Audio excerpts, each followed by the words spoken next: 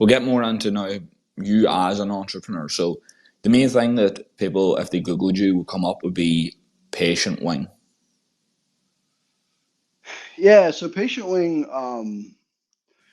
yeah, but I mean, so Patient Wing, well, funny enough, it started as a company called Vital Tracks, right? So if you actually That look, was the next company wrote down in my thing. So they're both together then. well, so it was like a pivot, right? So the company Uh, started more as like electronic data capture in like drug development or clinical research, right? So it was kind of they call it, the term that they use is EDC, but it kind of stands for electronic data capture. And at the time the business was starting, we were kind of getting into a section called ePro, which is patient reported outcomes, or electronic patient reported outcomes. And one of the kind of pushes and things we were looking into is how, like, for that data capture, what kind of, streamlined efficiency or workflows can be provided with that. And that was like kind of like the first area we were looking at, because ePro was kind of hot, or like it was something that, was kind of buzzing at the time. And so we, kind of looked at what was around. But then I think over time, what we started to notice, um, and this is kind of where Vital Tracks became Patient Wing, but we noticed that, hey, like the bigger issue in drug development, right, is kind of the patient recruitment process, so to speak, and that overall. I mean, there's a lot of stuff there. So that's kind of then where we pivoted and focused, and then we were able to gain some traction with that problem, let's say. yeah. So how long ago was Vital Track, seeing as that was the first one? How long ago was that before that was created? So Vital Tracks, I think it started back in 2016, like beginning of 2016. So that was pre-COVID, yeah. Yeah. So I don't know, maybe if the article maybe I was reading was maybe just, it might have been just false information, but it was talking about how Patient Wing was kind of founded around that COVID time. No, well, it was before COVID, right? So it was definitely before it. COVID didn't hit for like 2 years after. Like Patient Wing kind of came out, I'd say in 2018.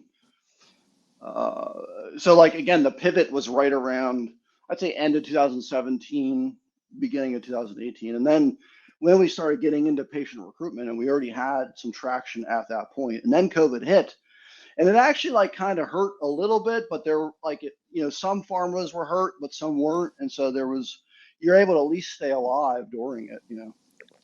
Yeah. So through that time of COVID, obviously as a business owner, what was that like? Because I know like the average person was suffering to some degree. So I could only imagine how it was as a business owner. It must have been fairly brutal. Say, can you repeat that? Sorry, my bad. So I just wanted to ask, through the COVID period of lockdowns and things being shut down, what was that period like as a business owner? Yeah, no, okay, yeah, that's a good question. Well, it's funny. I think, um, yeah, I mean, I've always been like, I'm always on the side. I like to kind of go into a place of work, or at least like have the ability to do it, and kind of regularly have at some interval do it. Kind of keeps you, even if it's just a couple days a week or something like that, and then you work remote a few other days a week. But I'm also okay with remote work too. Like, and I think even prior to COVID, remote work was starting to get more relevant. And at that time, like my company was already in a shared space, so a lot of us worked remote anyway, because we were recruiting kids like out of college, or with little experience. So like they were kind of far off anyway, and so they might not have been able to travel right away, and so they were working remotely. So things like that. So it wasn't like we weren't really prepared at all in that sense. But as a business owner, it's hard, because it's hard to keep track of what people are doing, or if they're even doing anything, or like. And so I think, there's a lot that you kind of go through. It makes you go through a process to kind of learn or keep better manage or maintain it, let's say. Yeah. Did COVID itself have any major effects on the business? Because obviously I know in my local area that COVID, a lot of times it almost shattered businesses. Yeah, well, it's so, you know, it's funny. So at the time when COVID actually hit, So I had stepped away from patient wing and I was working, if you actually looked at my LinkedIn, I worked at another company called The Tour Guy. Mm-hmm. Um, and so like when patient wing first started, like it wasn't like all sunshine and rainbows. Like in fact, I wasn't even able to pay myself. I was struggling and just doing work on the side until we got like cash flow positive, which is what we were working towards. And so one of the things that I had built a lot of the initial tech, and so at that point it was more just kind of sales and like maybe some services or implementation to kind of get a customer like in production or something like that. But um, but at the end of the day,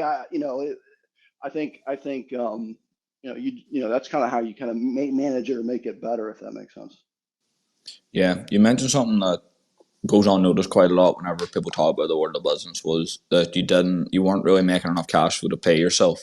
As a business owner, someone who the end goal really is to make it your life, is to make that business your life. What is that feeling like? Having to kind of tell yourself that you're going to have to work on this business relentlessly to get it off the ground, and you're not going to be paid for it. You'll probably lose money doing it.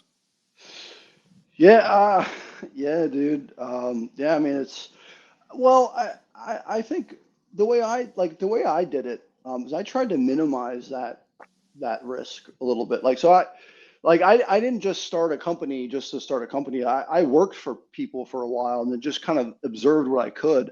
And so the first company I started, one of the things I learned early on was like if you are going to start a business, people can do it on their own, and it's nothing against that or and I think everyone kind of has their own journey. But I kind of went through more of like, hey, I worked for somebody till I saw some opportunity, and then I took kind of a shot at that. So I think sometimes it's just, I think at the end of the day, it's just hard work no matter what you do, but you have to kind of find your way through it, if that makes sense. Yeah, I understand. Really, there's a fitness influencer called James Smith.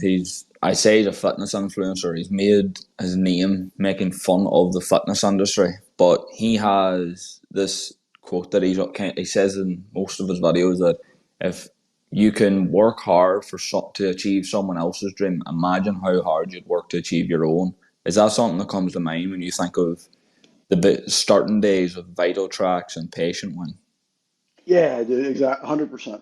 100. You should send me that. Yeah, that's spot on, dude.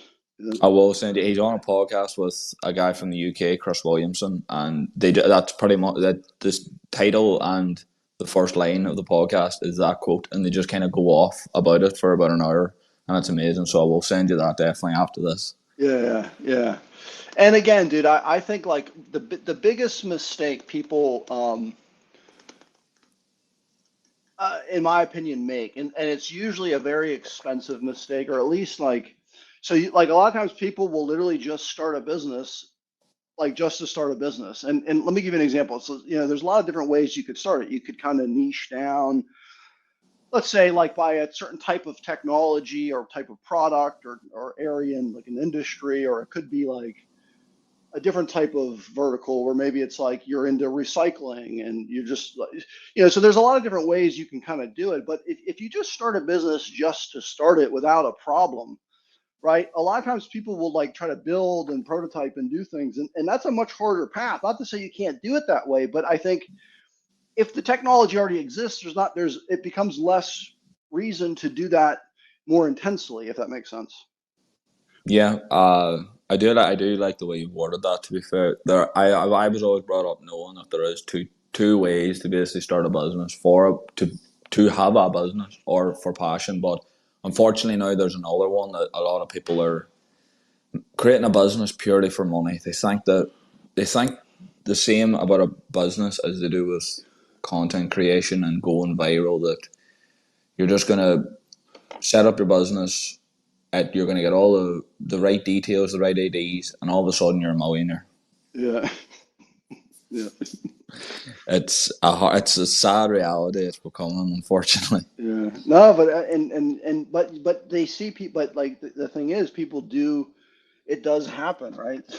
So like people then like try to do that. It's weird.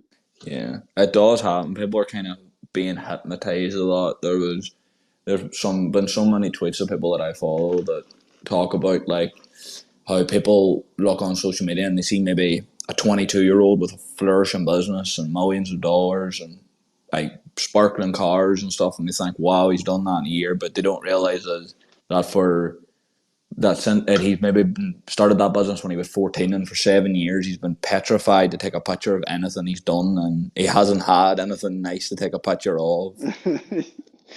Yeah, dude. Yeah, no, 100%, man. Like it just like most businesses don't just like yeah, it's always hard work, dude. And actually, I would say there's a lot of failure in just in of itself. But I would say even beyond that, like there's failures like getting your startup going, right? And then there's failures actually getting your startup going. Um, Yeah, and I think like and then that's if someone walks away after that, then you kind of have to retrospect and say, okay, like well, but yeah, if that makes sense. Anyway, but yeah.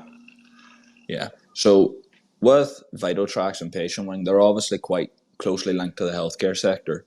What was the reason behind going into that sector specifically? Yeah, I mean, yeah, I don't know. I think, I don't know. I think like disease, like my family's been struck by a lot of disease, and so I think healthcare, just something I'm just personally vested in, and I think that there's a lot of like, but more important, I think there's a lot of opportunity for improvement, maybe in certain areas, and so I think that's kind of maybe what initially attracted me to it. And then, I started the business, or at least Patient Wing or Vital Tracks with, the other advice I give is like when I started my business, I tried to start it with like other people that were already successful, already Yeah, rich, and then tried to kind of pick up like things from them as as I went. But anyway, but yeah, if that makes sense. yeah. So it's kind of like a dragon's den type of approach. Yeah, yeah.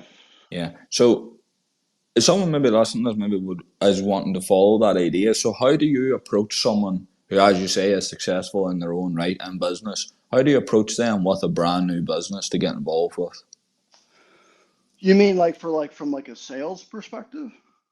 Well, more. Well, you could say it was sales, or as you said that you started it with these people. So how did you approach them to go into a partnership with it? Oh, I see, I see, I see. Well, so the CEO, my boss, he had a previous startup that he had like sold, and I worked there. It was a company called Nextdoc. So it's also on the LinkedIn if you look, but it basically did document management for life sciences. Uh, it was kind of a platform where it used like there was like kind of some legacy tech, like this thing called Documentum, and the way documents were managed, it was kind of outdated. And so, anyway, so he had a business where he had that, and I worked there as like I started as an engineer. Like it was like one of my first, I think it was my first real job outside of working like for family or like with my dad or something like that. But Yeah. so I got a job there, and I worked up to chief architect, and then by the time he sold it, uh, I didn't really know him, but like he like knew we knew of each other or whatever. I had met him a few times and like hung out, but he had like approached me after and about a business idea he had, and I agreed to help him do that. Um, Yes, I see, I see. Yeah, so he kind of initiated it. he initiated the post part of it. Yeah, like after that company, after he sold that, he had reached out to me. Yeah. Yeah. So how heavily involved are you with these companies now? Well, so Patient Wing, again, I still, so there, I still do a lot there. I mean, just in terms of like the just general stuff, but I've transitioned a lot, and I've kind of I moved more into my own consulting, but I just do support or consulting on the side, in terms of like strategy or working with their like dev teams or marketing or analytics teams. Yeah. So I was looking over your account again today, doing a little bit of just extra research to make sure all topics covered, and I've seen you now got a new link in your bio for an AI systems website. Yeah, so you mean the Claris AI? Do you mean that? Yeah, Yeah, yeah, yeah, yeah. So that's that. Well, so that's like if you looked on my LinkedIn, there's a company called Blueprints, yeah, and so Blueprints was like that was like so when COVID hit, right? I don't even think I finished saying this, but I was at where was I? So I was at the tour guide when COVID hit. I wasn't even at patient wing. I had stepped away. I would still support like nights and weekends. Like if the system went down, I would, the CEO would call me and I'd like, jump in on like a midnight thing or fix something or in the middle of the day, whatever it was. So I still supported it, but I needed like money to pay, and because I was having like a kid at the time. I actually had just had a kid, so my daughter's 5, and so she was born in 2018. But so right after that is when COVID hit. Um, and so anyway, but so I was actually working at the tour guide when COVID hit. It, the tour guide, it was really bad for tourism based companies, especially the tour guide, because it was a European based tour guide company. And so when all the flights and everything shut down, people panicked and they stopped buying, and so his whole business stopped. And so then I was just kind of left, and I didn't really know what to do, and I wasn't sure. Like I remember reaching out to Patient Wing saying, "Hey, maybe I'll transition back, or maybe I can look for other stuff." But that's when I decided I didn't really want to be beholden to somebody, because like I got fired or I got let go because of some circumstance that I couldn't control, or and it makes you think. I think at the end of the day, you Yeah. know. So what is your involvement now with this new AI?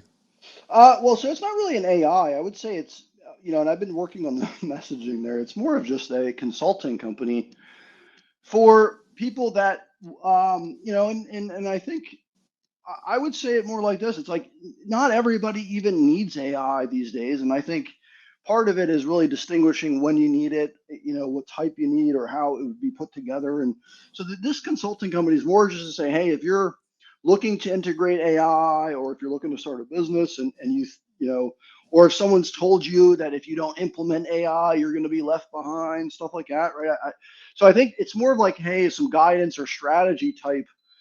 Sorry, that's my fridge here. No It's problem. more of like a consulting around that type of thing, not necessarily. I don't think it's not like another open AI. I'm not building like a new AI. I'm trying to help companies implement and use AI effectively, productively, and efficiently. Yeah.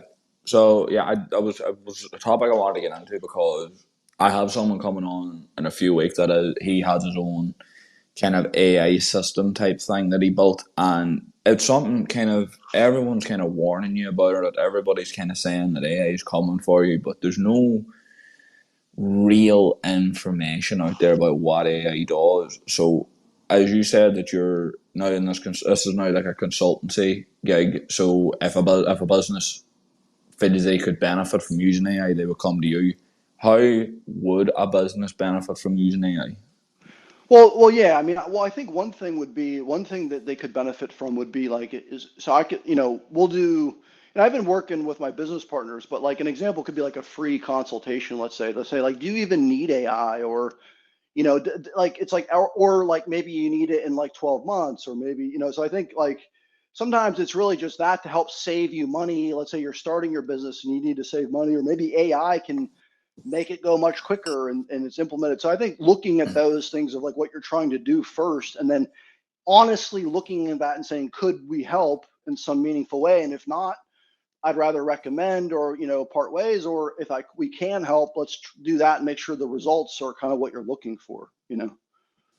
Yeah. So if someone came to you that didn't need help, you kind of would let them know they don't actually need it. It's not, you wouldn't be like that tricky salesperson that would force it down their throat even though they don't need it. Exactly. Because like my skills more on the IT/software dev side, right? And I understand how the AI technology works. And so my expertise is more of like, hey, do you already have an existing dev team? Do you need a new one? So a lot of the DevOps elements too, I think, are important when you kind of think about some of that. Yeah. So you mentioned at the start whenever I asked you about COVID that you were still kind of like actively recruiting people during those times. It's a topic that kind of people don't really talk about. These business owners that have flashy social media don't really speak on those sides of the business. So when it comes to recruiting someone, obviously as a normal working person, I've been through recruitment processes, but as a business owner, what's the recruitment process like for you as compared to an employee going through it? Uh, well, as a business owner, I mean, Well, again, at Blueprints, I'd say it like this, right? So when you work for somebody and you're hiring for somebody, you still want to put the effort in to do it, but you're kind of doing it at the guidelines of what's set before you. And you have to kind of work and depends on things, but you can certainly be successful in that. But when you're on your own, it's a little harder. Like for me, at least at first, when you're starting, you hire very, I don't know how to like very effectively. Like it's like you don't want to hire too much, because that's a nightmare. But you want to get good, smart people, but that can be hard because they can be expensive. So there's so many like different like things that can kind of happen. And I think kind of trying to find that right balance, I think, is key. Yeah. Have you ever had some really bad experiences when it comes to recruiting people? Um, yeah, I think, yeah, I have. I mean, we've had, I think we've had a lot of churn at Patient Wing. I think, it's, one of the strategies I think a lot of companies can take is to hire people out of college. Okay. Now, they do this because, well, it's cheaper, right? They can find potentially good talent at a cheaper price. And it's usually effective. Um, it's usually effective, and you can kind of get get things done more efficiently, or like just as efficiently but cheaper potentially. Anyway, so a lot of companies will do that, but a lot of times they'll kind of get flooded with a lot of them, and if there's too many and it kind of gets unbalanced, right, things can kind of cause issues. And so I think I've ran into issues, I would say, more around that in terms of structuring and balance, and like kind of making sure you have good experience versus new people coming in with different types of expertise, and making sure that you synergize that properly. Yeah, yeah. I always like to ask that question whenever I do meet people that have kind of recruited for their own business because I know from seeing and being involved in recruitment processes, just like applying to jobs, there's been some horrible experiences that I've seen come in and out the door, just sitting there waiting to go in again. Yeah. But I could just imagine as being the person at the other side of the table, there must be just some situations where you walk away like I don't know how that person thought this was ever going to work. Yeah, and I think the other thing too, like, or like one bit of advice I like with Blueprints, because Blueprints actually, even though like Blueprints isn't active, it's kind of shut down now. But it was I wouldn't say it was successful, but it was the most successful I had been on my own. I had generated like a half a million in sales in the first like 6 months or 6 to 8 months. And I did that. So I got let go at the tour guide because of COVID, right? Or they had to make cuts, right? Because they just didn't have the money. So I left there, right? But I had like a month time at that point, because it was like, hey, I'll give you a little time, and during that month I started my other business, and that's when I started like going on Upwork and like doing all kinds of things to try to find somebody. But I was able to find a customer to pay me uh, before even building or doing anything. Like I had like that was kind of like one of my moments where I was like, oh shit, like you don't actually have to be technical. You could sell something before you necessarily even have it, or at least like if you have expertise in it and you understand how it would work, you can educate, you can discuss, in a good sense with a potential customer. And so that's where I learned that, and then I was able to sign a deal and fund my business on the first deal. So that's where I learned how to do that. But Yeah, that's it's quite rare that you hear these stories of customers coming to you before you've actually began the business. I don't want people listening to think that's a normal thing. It's very rare, but so you obviously must have some kind of skill in sales to be able to do things like that. Would you say that's important as a whole in business to have that element that you could sell at any point? yeah, well, no, I didn't, and that's so part of that transition moment. When I was doing it, there was a guy I watched on YouTube. His name was Jonathan Stark. I don't know if you ever heard his name, No. but check him out. He had like but he was like kind of like a consultant, and he just ran like a mobile development consultancy, agency. But he had like a series of YouTube videos that he did that I watched and I found extremely helpful. And that's how I learned you can sell without building anything. And he tells you exactly how to do it. Like it's like what you do is you just try to go find people for a problem or a specific area that you're trying to do in, and then you just start promoting yourself as an expertise, and you kind of start networking that way, and that's how you can kind of start getting that initial sale. And it works. Like I think you have to kind of go through it to kind of get it, but I think it was a good channel that I learned a lot from it when I was starting out at first, for a consulting company. Yeah. So was Blueprints the first thing you went out onto your own On with? my own, like 100%. Yeah, yeah. Yeah. What was that experience like? Because I can imagine the day before that first day could be pretty daunting. Yeah, well, it was, yeah. Well, I was scared, dude. It was like when I lost my job and I was thinking of starting something new, you get that feeling in your stomach, dude. Like you're like, shit, what am I gonna do now? I had just worked, and you don't even, the future's not necessarily clear, and then you're like, you're not sure what to do, and then it was like, okay. So I think you just kind of get that feeling in your stomach, and I think it's what drives you to want to do better, Yeah. So when you when that topic came up in conversation when your normal day life about that you were going to go and start on your own, what was the general public opinion like? I didn't tell anybody. I just went and did it. It's smart. That's actually very I just smart fucking went. I just went and did because it, and I was like, and then I was like, fuck it, I'll just try. Like, and I even put my own money in. I bought. In fact, it was actually probably the most successful lead or the most successful channel I had during my own marketing. Because when I started it, I did like the sales and the marketing, and then some of the dev stuff. But I went to a company. There was a company I found on LinkedIn.